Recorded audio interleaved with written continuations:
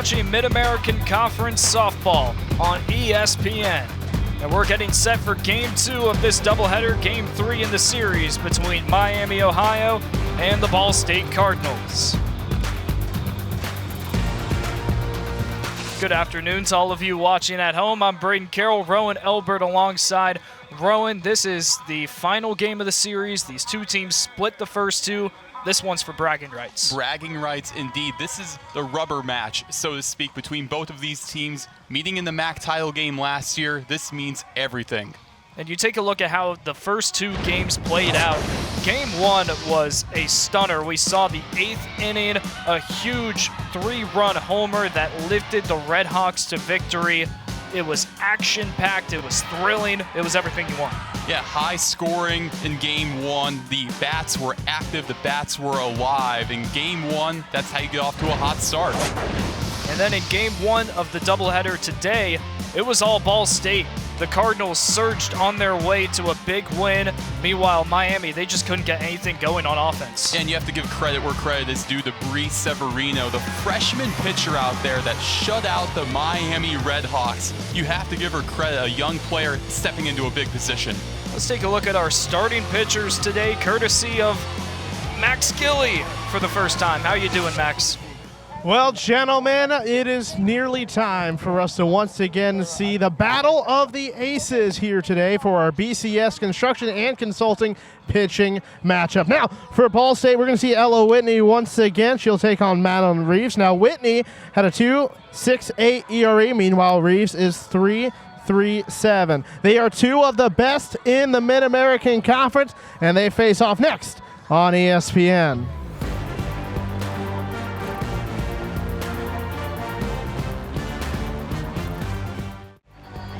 Ball State leads 3-0 heading into the bottom of the fourth. Miami really needs something, but they've just struggled every single inning thus far. It's been the show of Ella Whitney. It really has. With what she's been able to do defensively, with now being up to 5 strikeouts, the solo home run, she's been doing it all. But she's had a little bit of help, especially with RBIs from Kara Gunter and McKenna Mulholland. So we have a pinch hitter here for Ball State in place of Mandy Loth, excuse me. Yeah, that's Aislinn Morris there. Morris, the redshirt junior, hasn't gotten a lot of reps, but when she does, she's been impactful, a 3.33 average for her. Redshirt junior hailing all the way from Australia, by far the farthest distance from home amongst anybody on the field at that. She's made 5 starts as a designated player, 1 as a catcher. On the season, 333 and 9 at-bats, 3 hits, 2 RBIs. Morris has quite the journey. A lot of players, they come from Australia, they play softball, and you think that's the end of the story, but really not as much for her. In Australia, she played basketball, she did track and field. She even did some volleyball, cross country. She did swim. She was really doing it all out in Australia back home. It's one of those multi-sport athletes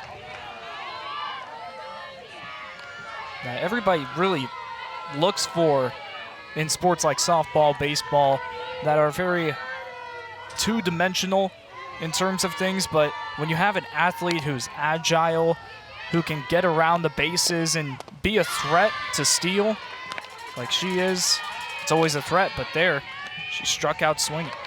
That's a big first out to get. Reeves, it's been an up and down day.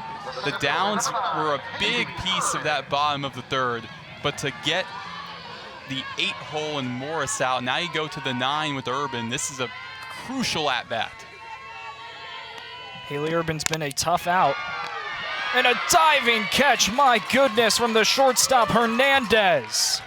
Oh, Mother McCree, the full extension.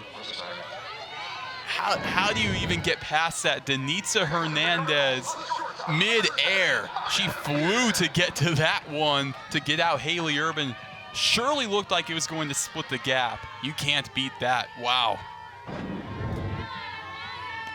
What an effort from the shortstop, Hernandez. And she got up like it was nothing. like she just made a routine play. Well, you kind of have to play it off a little bit, but at the same time, Hernandez has had such a great glove at shortstop for Miami all year. Impressive work by the fielding players for this Red Hawk team. But it brings up the top of the order. Maya Petersak, always a threat.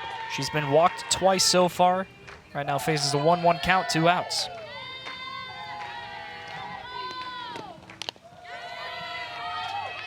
Short foul tip. Now you have to think about it in baby steps if you're Maddie Reeves.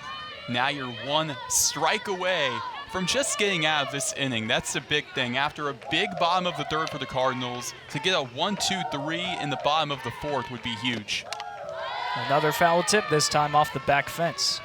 Especially against the top of the order, that's a big confidence booster for Reeves. You get through Petersak, I understand, then you head into the 5th inning having to face Timmons, Gunter, Whitney, knowing Whitney, what a threat she's been in this entire series. But you get through the 1st, suddenly you think, all right, maybe I can get through the 2nd, maybe I can get through the 3rd even. How about the 4th? It's a good confidence build. There's another foul tip. Almost went over the back fence, but just high enough to stop that one from hitting the stands. That's what I like to call prolonging the inevitable. You know you're going to have to face Michaela Timmons, but why do it now in the bottom of the 4th when you have this momentum to get a 1-2-3 inning? You might as well do it in the 5th. The pitch down the middle for the strike. Reeves catching her looking. 2 strikeouts in the 4th. And the score still Ball State 3, Miami nothing.